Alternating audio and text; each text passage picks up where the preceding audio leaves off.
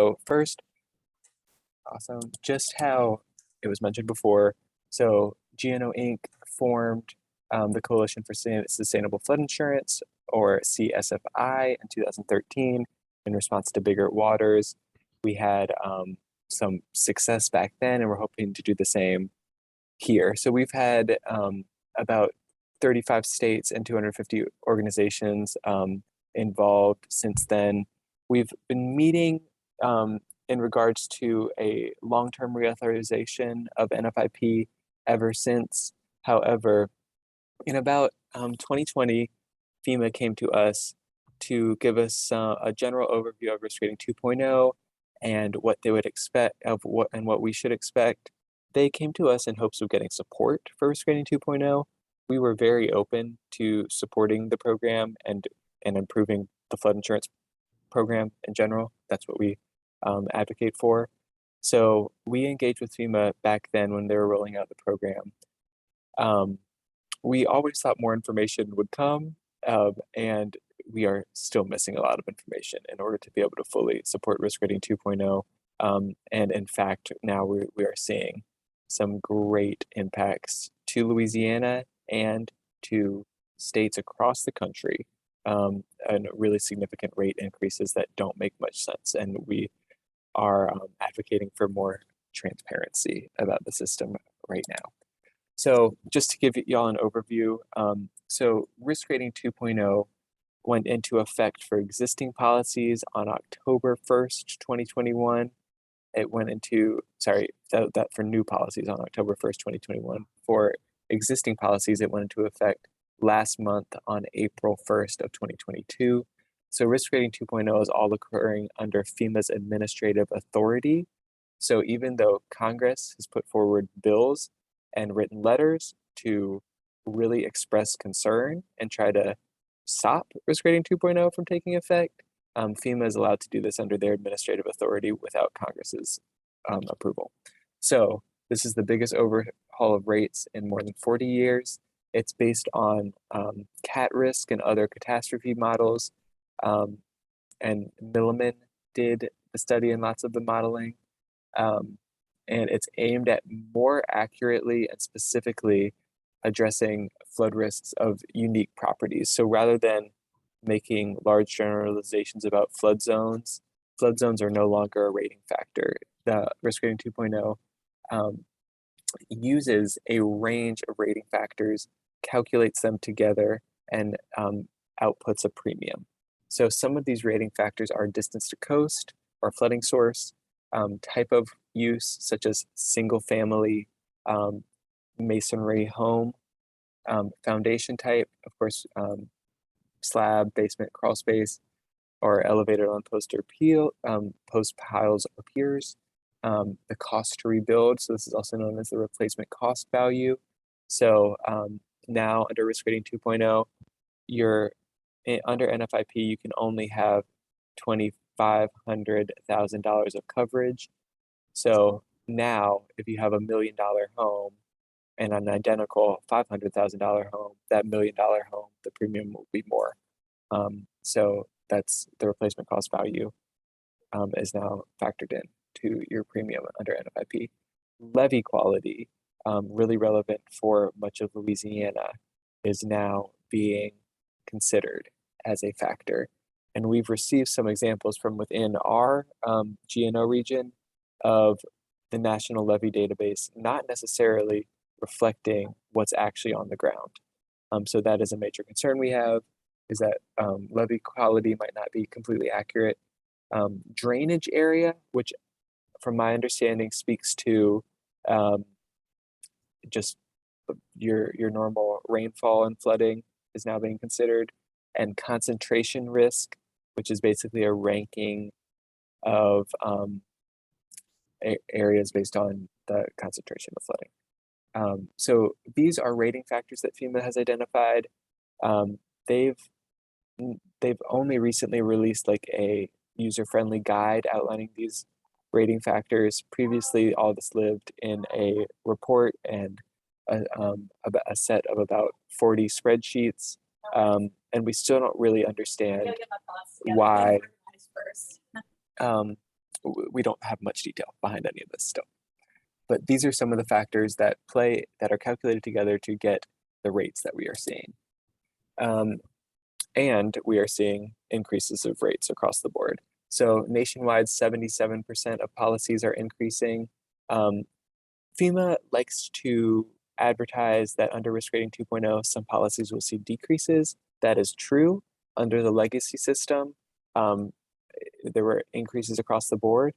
But under risk rating 2.0, 23% of policies will decrease, which is a win to many. And even in Louisiana, we're seeing policies decrease. Most of these policies are not coastal and are far from flooding source. So that is good news to some people within your region and within Louisiana and within the country. So not everyone is being impacted negatively by this, but the majority are. So we see, if you have a primary, if you have a primary residence and it's a single family home, you are, it's congressionally mandated that your rate can only increase 18% a year, meaning that FEMA has decided your full risk rate, and from your current rate, you can only go up 18% a year. So after 5 years, we'll see that 50% of policies will reach their full risk rate.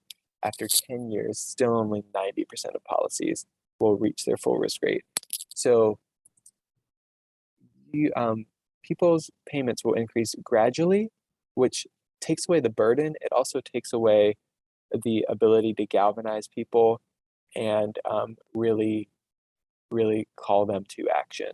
So that's what we are trying to do, is get the word out before we find ourselves 10 years down the line with people paying incredible premiums that they cannot afford. So we're trying to get the word out now in advance and try to make some change before we find ourselves in a hole. So we're concerned about affordability challenges, of course, for people being able to, and we're also hoping for a means-tested affordability provision in the future. We're also already seeing some cases where people are having trouble selling homes, and how increases in flood insurance are already affecting eligibility for mortgages. So bankers and real estate agents are very concerned. Home builders are as well. And we're also concerned, of course, about participation. The goal is to create a program that is affordable, and so we can maximize participation, have the largest pool of money. But we're already seeing that people in Louisiana are dropping coverage based on these larger rates that they are receiving. There are some statistics that are pretty jarring that will be public eventually about how many people are dropping already. So just to summarize and dig a little deeper into the issues that we're seeing, again, there is a lack of transparency about the development of rates. Although FEMA has identified lots of these rating factors at this point, we still don't really understand how these rating factors came to be, and there is not a public-facing calculator so that people can really get a sense without involving an insurance agent about what their rate should be. And people also don't have a way to confirm whether the rating factors used by FEMA are correct at all. So we're also advocating for more widespread communication to various audiences. So FEMA has tasked insurance agents with almost all of the communication about this program. Insurance agents have not been well informed enough to really understand this program, and FEMA's done very little outreach to other audiences. We're concerned about data reliability. Of course, as expressed before, we've seen some levy data maybe be incorrect. We've also seen, so FEMA's now using a modeling system to basically estimate a property's elevation. We've seen, so elevation certificates used to be required to get flood insurance. Now FEMA's using a tool to estimate this, and we've seen that people have gotten elevation certificates, put that as a factor into their rate, submitted that to their agent, and gotten a lower rate, meaning that FEMA's data is not necessarily correct that they're using. Again, we are advocating for credits for flood protection. So all of the investment that's been done within Louisiana to raise homes and all of the federal investment in our levee system, we're not sure if that's being appropriately or credited significantly enough. We are also hoping for, as mentioned before, a means tested affordability measure that is tied to the value of a home or someone's income to ensure that flood insurance remains affordable, or there is a way to limit its unaffordability. So we've received examples submitted to us by insurance agents and policyholders throughout the country, throughout Louisiana. Actually, we have not received that many from Region 5 in going through all of our data before this meeting. However, I pulled together the two we have received from Lafayette and Sunset. Both of these are increases. Both of these were actually the same increase. So you'll see that policies within Region 6, this is again not to be generalized, but from these examples, there are policies within Region 6 that have increased. It might not be as substantial as other places throughout the states, but it is still serious and still impacts residents' lives. Also, just wanted to give some context. So FEMA has released first year increase projections. So just as I mentioned before, there's a glide path, so these increases will change over time. But FEMA has released their expected impacts for year one on states, on counties, and at the zip code level. So we're appreciative of that information, but it does not tell the whole long-term story at all.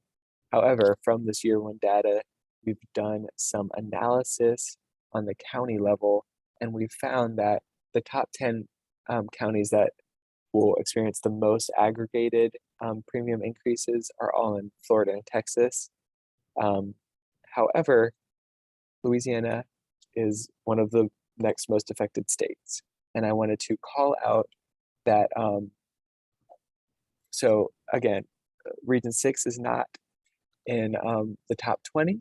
However, there are Region 6 parishes that are especially affected. So Calcasieu Parish is the 25th. We'll see premiums raise about, then they're the 25th most impacted parish in the country.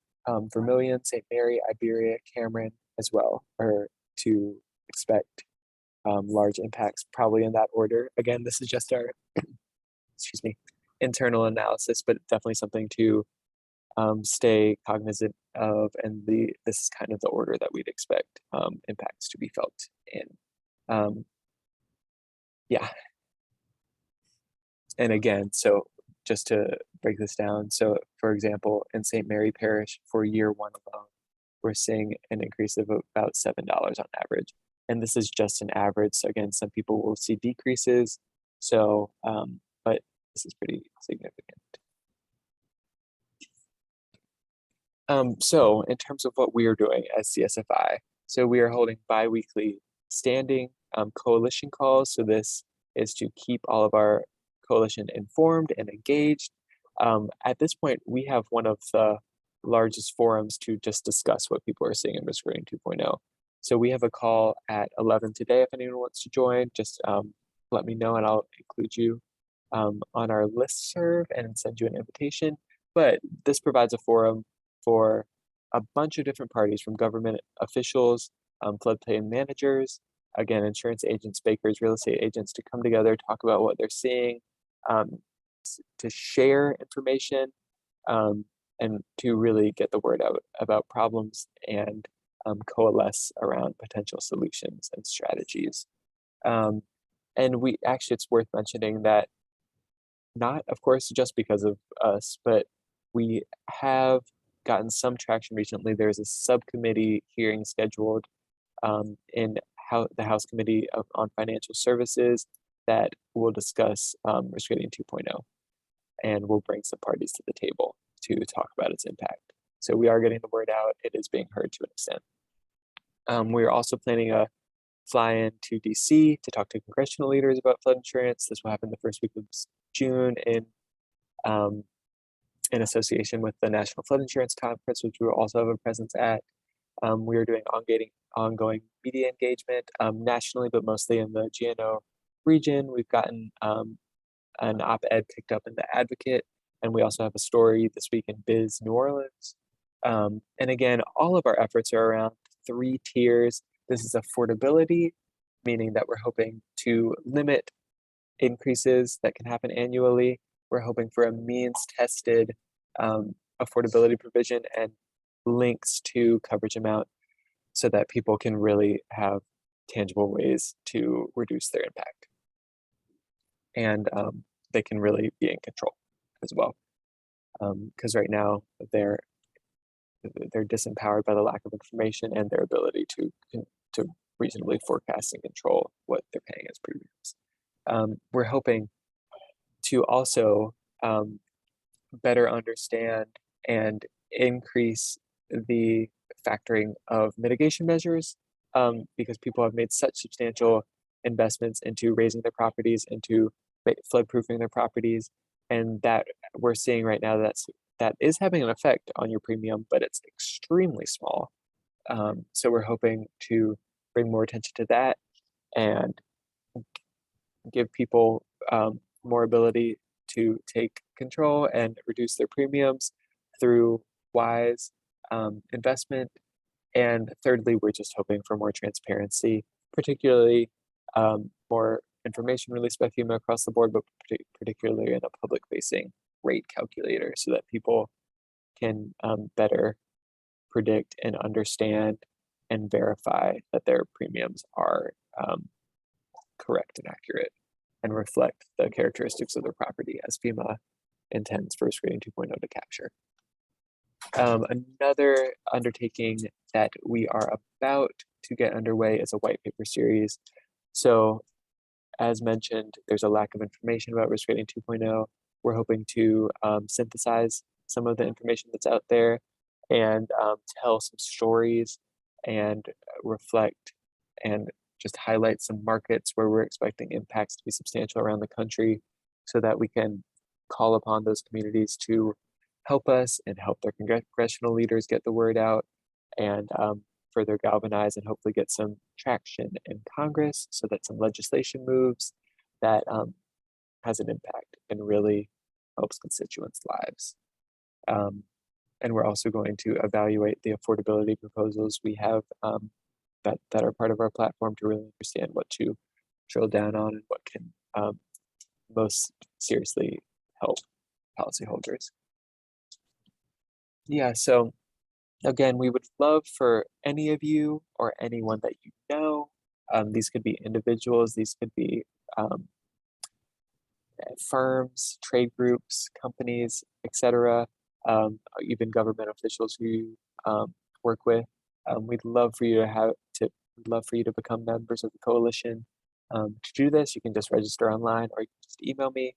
I will add you to the listserv immediately, and you can listen in or join our calls and provide any feedback. We are also preparing a list of questions in advance of the May 25th subcommittee hearing to send to subcommittee members. If anyone has any questions for me at this point that I cannot answer, I will happily add that to the list. So again, appreciate your time. Would love to have you join as members of the committee, of the coalition, sorry. And if you have any questions, happy to try to answer them. Thank you, Peter. I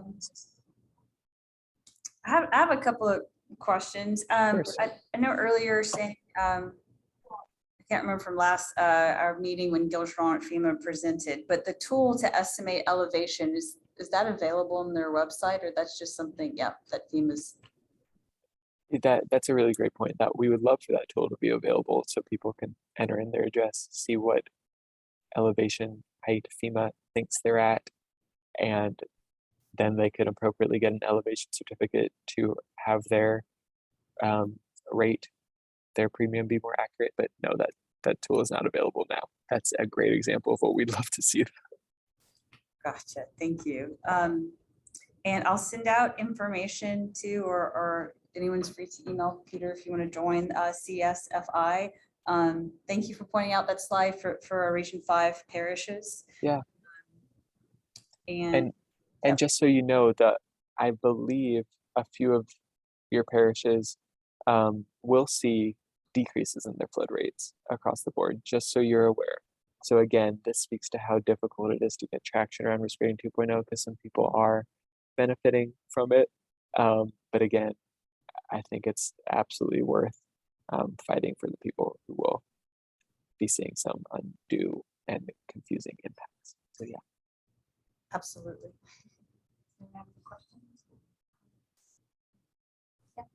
Go ahead, Kathy. Hi, this is also elevation. Can you hear me? Can you hear me? Yeah. So if you have an elevation certificate and produce it and it's to your advantage, then FEMA will readily accept that versus their own calculation.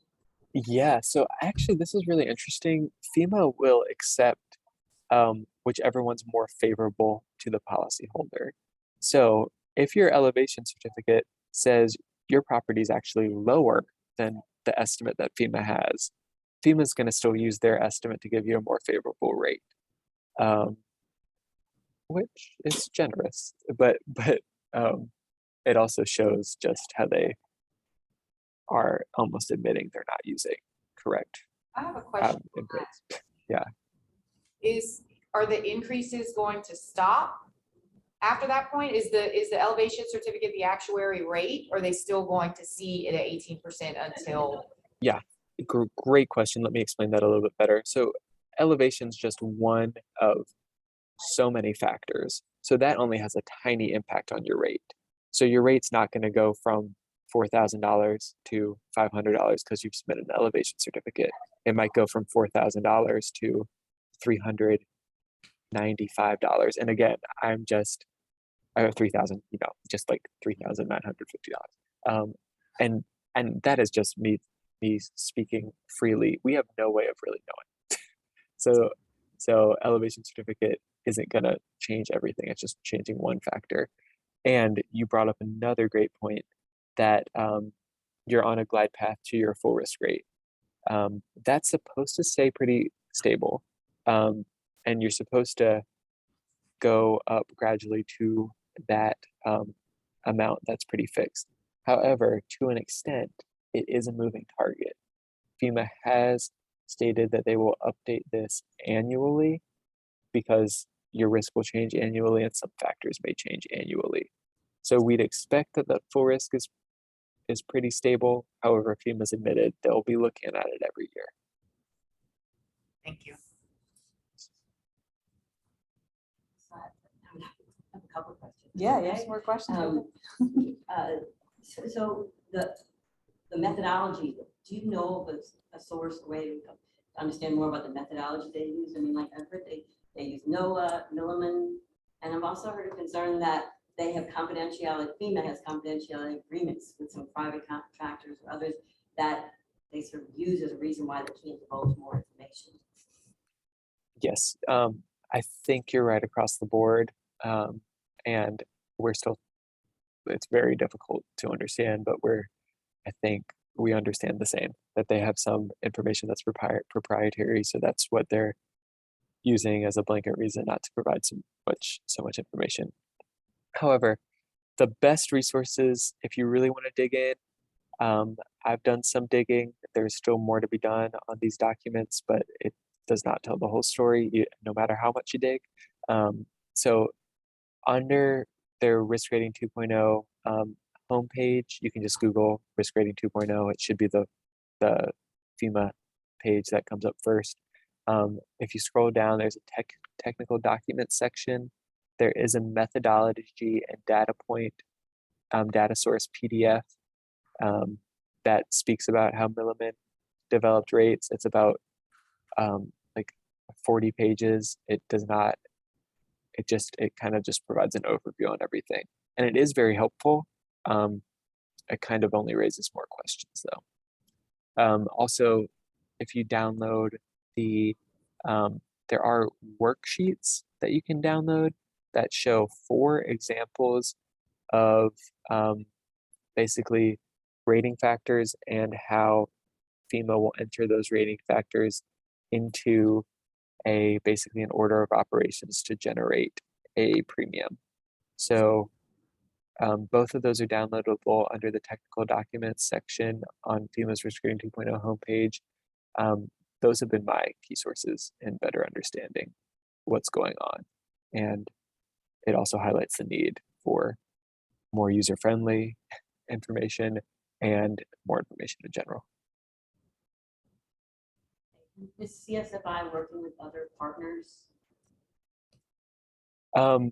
Yes, yeah, we have a lot of really incredible partners throughout the country. A lot of these are local association of realtors, local bankers, local floodplain managers, just from all around the country. And we are mutually supportive of each other's efforts. And but CSFI is one of the largest unified voices at this point. I listened to Gillier on him twice in the presentation, and he was very clear that the full risk rate would be on your declaration page, which after you pay your first renewal for existing policies, which in itself is odd, but that a policy owner would have to wait that long. Yes. However, Yes. besides working this, I'm also a realtor, and so I'm in the field and I see this, and I see many sales falling apart. And Yeah. I talk to many people who do not. I'm telling them that they're going to see their full risk rate, and they get the policy renewal and it doesn't have it on. Really? So they get their deck page and it's not on there? Not on there. That is. I have one company that is putting it on regularly, but for many, Wow. they're not putting it on. That's actually really interesting. That this is something we've become aware of recently, and we've kind of thought that everyone, at least now, is seeing it on their deck page. I will mention that at today's call, how we have now heard that this might not necessarily be always the case, even today. So thank you for that. Yeah, that's a good input, Kathleen. I know we had talked about that before, and some members of our steering committee had the same thing. They're not getting the full information on their full risk ratings. I think Monica Ferris had some links in the chat. Thank you, Monica, for including those. Yeah. Does anyone Sure. have?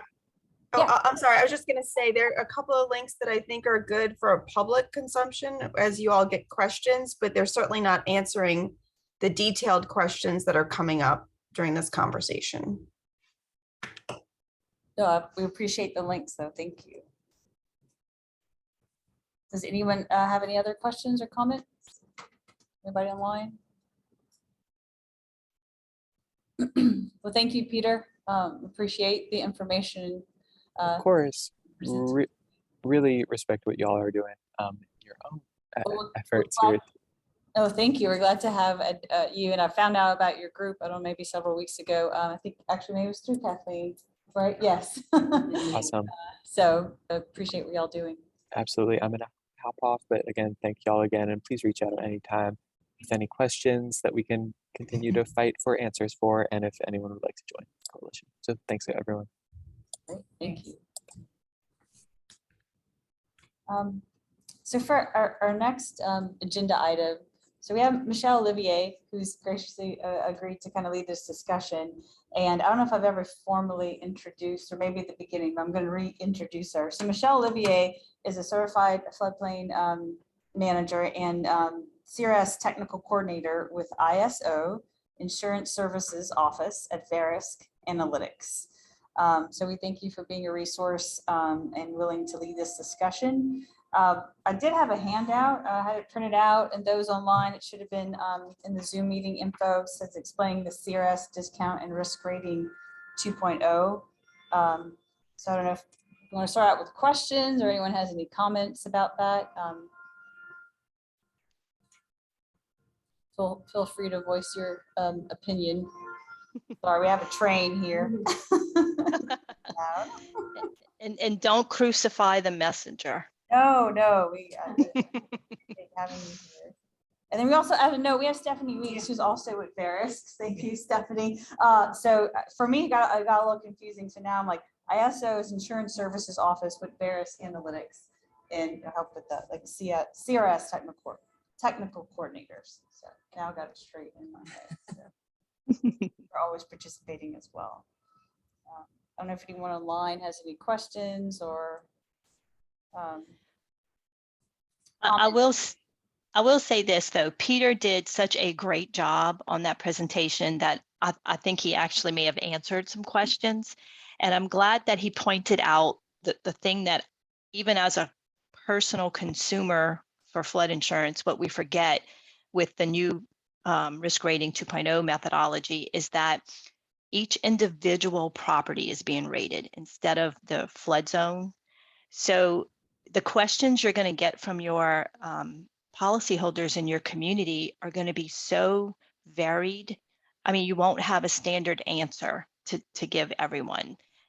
They're just so specific to the property. So I think that's going to be a big issue for floodplain administrators who who in the past would give out technical assistance advice for flood insurance. I mean, what do you tell them now when they call you? You know, that's probably going to be something you'll see. And so every deck page may look, the format of the deck page will be the same, but there won't be a standard answer to give to these people. So you'll probably have to see their deck page to see what kind of discounts are going on and that kind of thing. One other thing I'd want to mention is that the CRS discount on a policy declaration page may look different. It may look like it's less than it should be. And that's for just a myriad of reasons. It could be that the administrative and claims processing fees that are applied to policies after the discount. It could be that the discount is applied to the discounted premium that's obtained after an application of any of the mitigation discounts. So it may look very different when you see a deck page that should have a CRS discount. The X zone properties are not going to see that CRS discount though until they reach their full risk premium. So that's definitely one thing that you'll see. Maybe it may be that an X zone policyholder kept their policy because they thought, okay, well now I can get the 15% discount. So maybe that'll offset, the increase in policy premium, but they won't see that CRS discount if they're an X zone property until they reach their full risk rate.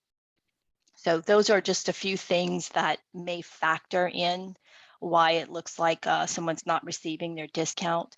And the other thing is if they are a non-compliant structure, if they were post-firm and they don't meet the elevation requirement, they won't get any discount at all. In fact, there's now a national violation tracker. So those are just a few things I wanted to point out. This is Keelia. How do you, I'm not too familiar, or get your full risk premium? How does that happen? How do you get the Yeah, it says like your policy you don't get the discount until you reach a full risk premium, the CRS discount. Right. So for an X zone property, they will be on a glide path just like everyone else. And as Peter mentioned earlier in his presentation, it could be 5 to 10 years before people see their full risk premium. Yes. But as he also mentioned, FEMA has declared that they're going to reevaluate risk every year. I'm not sure how they plan to do that, if they have the capacity to do that, but that is the plan. So it is sort of a moving target. And that's one of the concerns.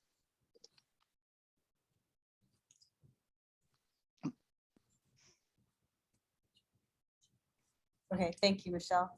You're welcome.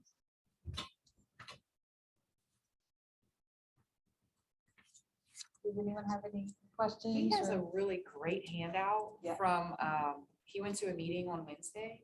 And it Yeah. actually like says what discount you'll get by having, he was gonna go make So, copies. yeah, depending on your foundation type, your first floor height, floor of interest, it gives you what discounts are available. Yeah, it's based on the type of pretty structure. helpful. So this is Clay Boudreau with Lafayette City Parish. He's a floodplain administrator. I can do that. Yeah, we can make copies. Here, I'll pass this on to you. You can do this one too. We'll This make one some is the- physical copies I've never for seen people one like that are and here. It's the first time Um, I've actually seen like hard numbers on what the discount would be based on your slab type, and it's put in a way that's really easy to understand as opposed to their Excel spreadsheets that were online, so. Based on that type of Yeah. information, risk rating 2.0 Like the is floor for height. new structures. It benefits new structures a lot more because you can build them to fit the Right, that, most discounted rate. so they can look at that chart and say, okay, well, I'm gonna build it this way based on the type of discount I'm gonna get, so might be a good, I've never seen that before. So when I saw it, I was like, oh my God, this is great. Might be good for. I appreciate it. I'll scan it and I can send it out to the group as well. And where's the source? Where'd you get this? That was from the real estate meeting But that it we was had. It was Gilbert. from Gilbert Drone and Rebecca Dake. They handed out the. Okay, so that was it's from From FEMA. FEMA. Yes, okay. Is it the same link that I just shared? Yeah, I bet it is. I think it's Oh. one of those. You might want to check, because then it'll be easier for you to share with those on Zoom as well.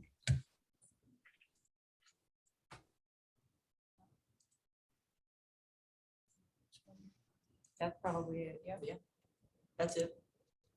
Yeah, that's very helpful. Yay. Yeah, those are relatively new, and they didn't do a good job of advertising, if you will, letting people know they were out there. I'm not knowing that stuff's there, but I didn't know. Oh, great. Thank you. Thank you both. Appreciate it. So we have it here.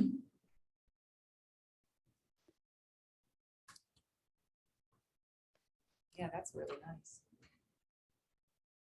I mean, it still doesn't give you the final number. A calculator would be nice, but at least it gives you something to go off of.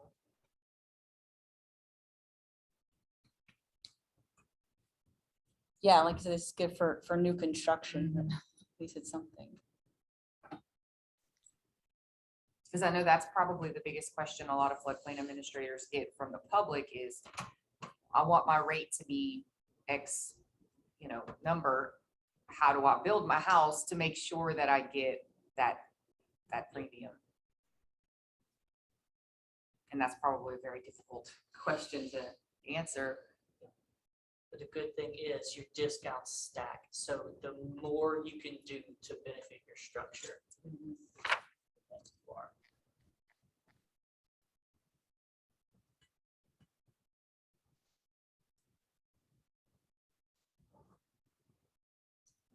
Yeah, thank you. And like I said, we have access to links, but I can send out this information as well, so everyone will have it in the group. Any other comments or questions? Thoughts? It's interesting, FEMA always says equity in action, and I don't know, I'm just talking out loud here, but it's interesting. It's almost like customizable, but then that's also hard to predict because every situation, everyone's home is different. So, yes. Exactly. And I like that the idea that the coalition will look at trying to get the data they use to determine your elevation.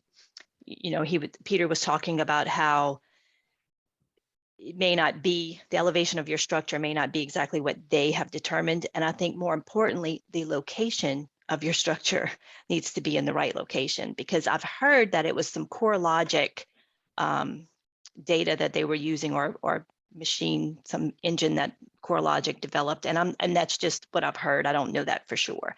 But I know that when I worked at the local jurisdiction, most of the time when we had to do a determination, it was because CoreLogic mapped it in the wrong location. So you want to be sure they're mapping you, they're pinning you in the correct location, because location matters. So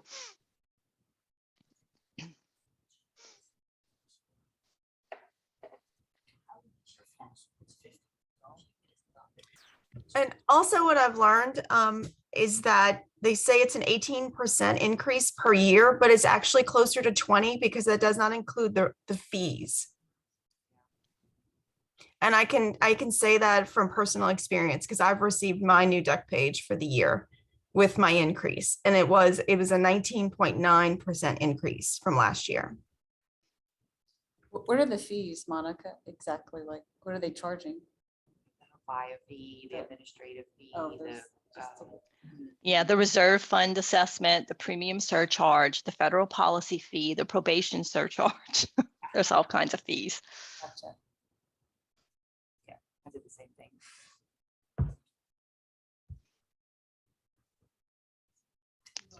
Place to ask a question about. Sure, go for it. But it was Peter who said that FEMA could ask to take this action without congressional input or Correct. approval. But my understanding is FEMA took this action in response to pressure from Congress about the depth of NFIP. So is it just that? So are both things true? Do you know? Yeah, that's what I understood from Gil's presentation last in Yeah. February. Because and that's been a big thing. I mean, I was just talking to my parents about it because their premium increased dramatically. They actually let their policy lapse and they went to renew, or they went to get a new policy. And because they're now having to pay their full risk rate, the value of the home. So of course, his first question was, well, why isn't my coverage increasing? And because they're still getting the same 250,000 in coverage, and they would have to go back through that. Everything they did was under the same legislation, but for them to increase the coverage amount, then it would have to go back through, like, Congress legislation. So that's been a big thing, is people don't mind paying the extra, but they want to get additional coverage to cover those high value homes. So, but they can't. And we've been in our very, very brief CRS discount trainings we've had under 2.0. I mean, they have been pretty minor. We have been told repeatedly that it is not the NFIP's job to be concerned with affordability, that's Congress's job. The NFIP is concerned with producing an engine that will accurately rate a property, and Congress has to worry about if it's affordable or not.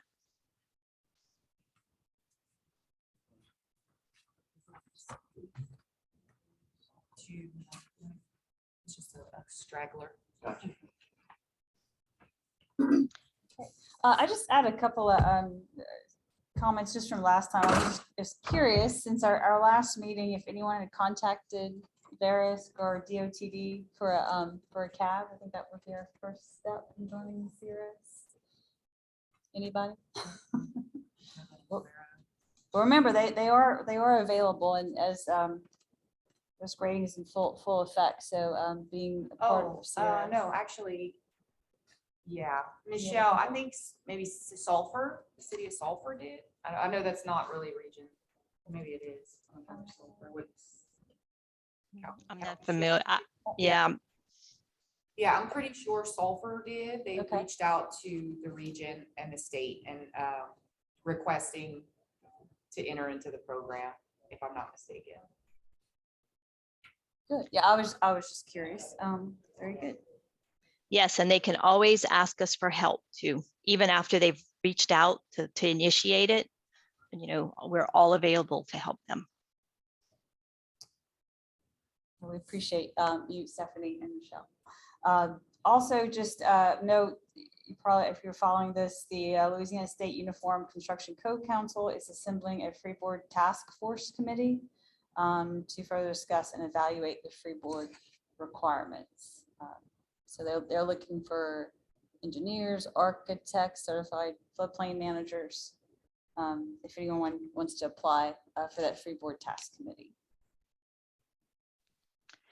Any more CRS 2.0 questions? Because if not, no rush, but I want to hop on the CSFI call if possible.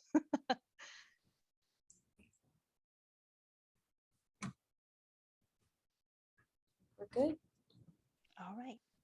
Thank you, All Michelle. right. Well, no worries. Shoot me questions if you have them. I don't mind. Thank you very much. Thank you.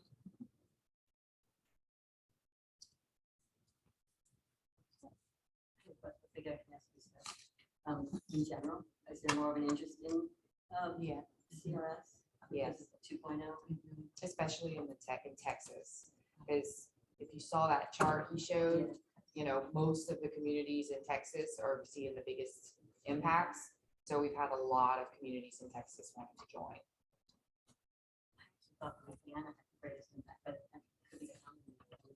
Yeah. So Texas is, yeah.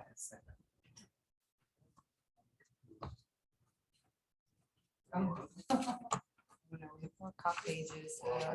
Copies of that one. Yeah, it's okay. The more the merrier. There we go.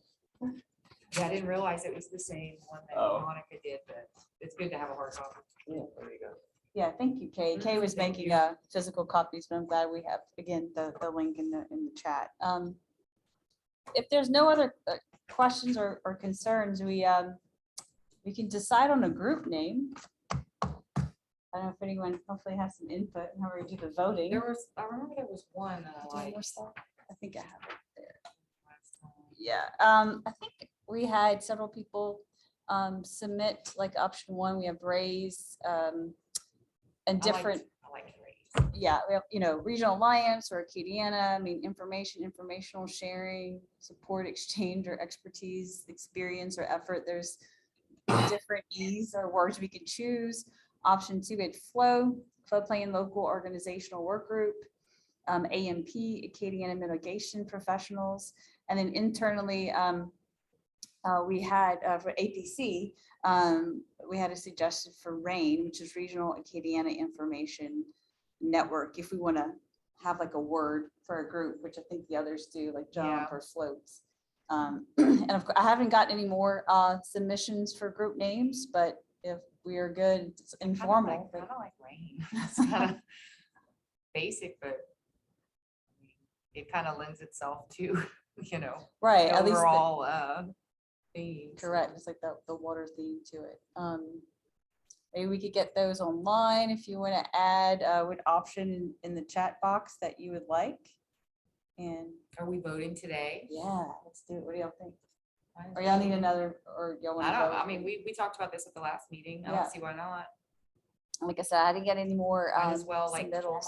formalize it, you know, make it a group. Because LWI Region 5 CRS user group is. And I think, I mean, my, I guess, vision of the group is now, I mean, it's very new now, so it's a lot of trying to understand so the insurance side and the just basics of CRS, but I hope in the future it's going to be a group where more CRS communities will come and we can, as ISO and FEMA, can do presentations more specific to different CRS activities to help them to improve their score. So I know, you know, starting out, it's just kind of getting the basics of the program, but that's kind of what I hope or foresee happening. So I'm glad to see we're finally coming up with a name for it. So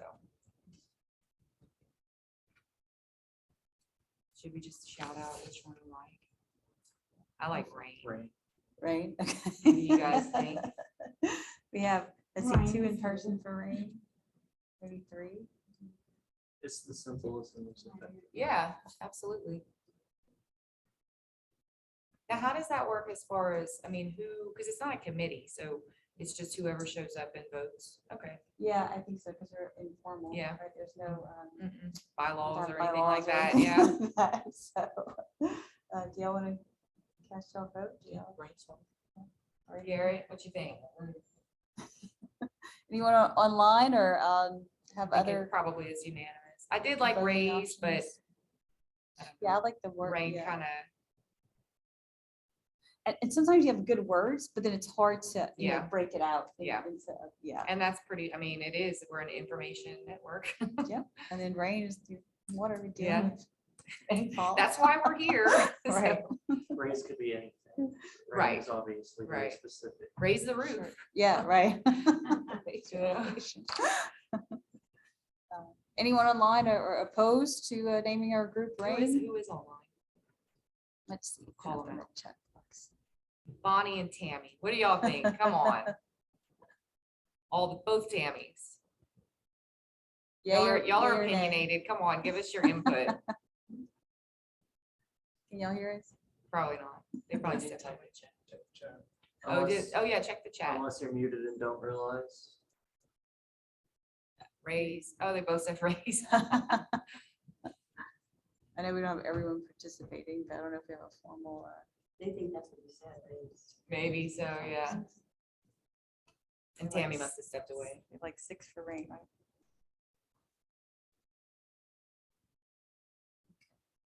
I think the majority, since we have here in person as opposed to online, unless they might have thought Rain. Yeah, maybe. You know, Well, we're gonna overrule. I think I don't majority vote for rules. Tammy, no.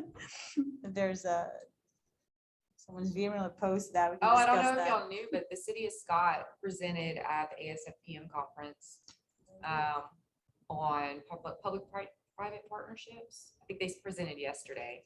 Sean Hornsby and Jan Scott from City of Scott were there. I didn't watch the presentation, but I saw that they did get an award too. So I'm sure they're not listening. Well, very good. Yeah. Congratulations. Congrats to Scott, to the City of Scott. To the City of Scott. And ASFPM was all week this week. I wanted to go. Yeah, I know, but there was a conflict with Yes, the yesterday. schedule, but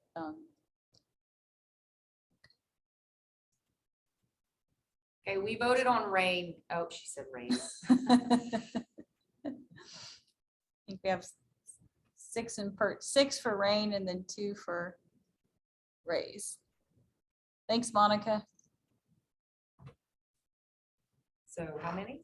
So like we have 6 for Rain and then 2 for Raise. 3, because I think Oh, 3. Bonnie, Tammy Luke, and Tammy Vincent. Oh, said okay, raise. yes. Okay. So Rain it is. majority rules, but thank y'all. Yeah. I appreciate it. And we should get like double votes since we're in person. No, Right. I'm kidding. I'm just Exactly. joking. The next item would be our next meeting. We're kind of doing every month, every other month, every couple of months. And if anyone has a preference now, is it July or August? I know we're getting into the Yeah, summer. and for the 4th of July holiday and Memorial Day, so probably Right. August. Okay. Again, if y'all have anyone, feel free to email me or questions or thoughts for, we can aim for August for the next user group meeting, and hopefully we could have, I'm glad we have sulfur, maybe more communities starting to participate or sign up for CRS. And I know that we have a couple of North Louisiana communities Yeah. that don't really have a group. Okay. Caddo Parish, City of Shreveport, Ouachita.